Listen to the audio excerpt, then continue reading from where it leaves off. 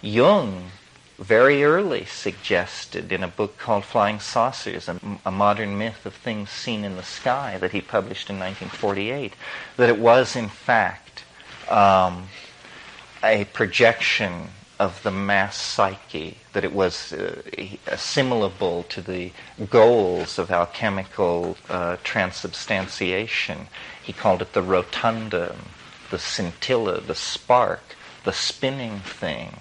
And it's all these things, but it is the clue that we are somehow trapped inside some kind of artifice, that the world that we're inside of is much more like a work of art than it is like the smooth-running mechanistic machine that Newtonian science describes.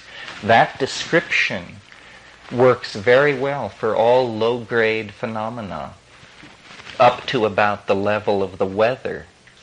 But from there on, the notion that the world is simply, probabilistic processes following these various creodes of least resistance becomes very untenable, because each of us, in our experience of being, lives in a highly theatrical world.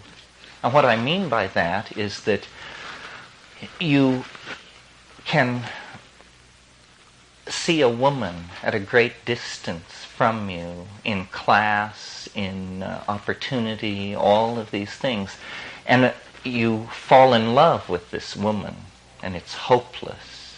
But of course, as we all know, it's also inevitable.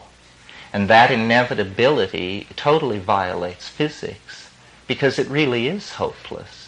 How is it then that each of our lives is a work of art, of unbelievable chance encounters, coincidences, and wishes projected onto the world but never spoken and strangely fulfilled in the oddest ways?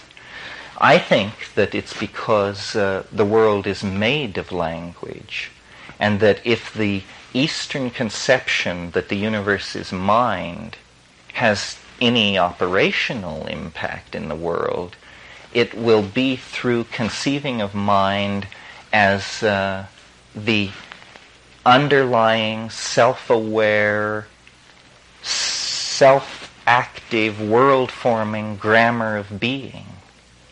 So that what Freud called the superego, what I call the overmind, there have been different ways of talking about it, has to be seen not as a passive homeostatic controlling device, but actually as the most intelligent organization on this planet.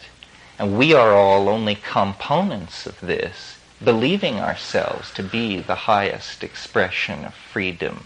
But it is actually at the species level that organization is controlled, and that's why the emergence of ideas like the calculus or the invention of LSD or the steam engine, why these things have this curious property of being regulated from above. It's because the world is not nearly as chaotic and random as we suppose. We are actually trapped inside a giant organism, and it is not Gaia. That's a much larger organism. We are trapped inside a large organism, which is the human collectivity. And that's why we are such different monkeys, because there is this group mind, which none of us is aware of or has ever perceived, that is actually mediating the human experience. And it is no more apprehendable to us than the group mind of an anthill is apprehendable to us. It can't be seen.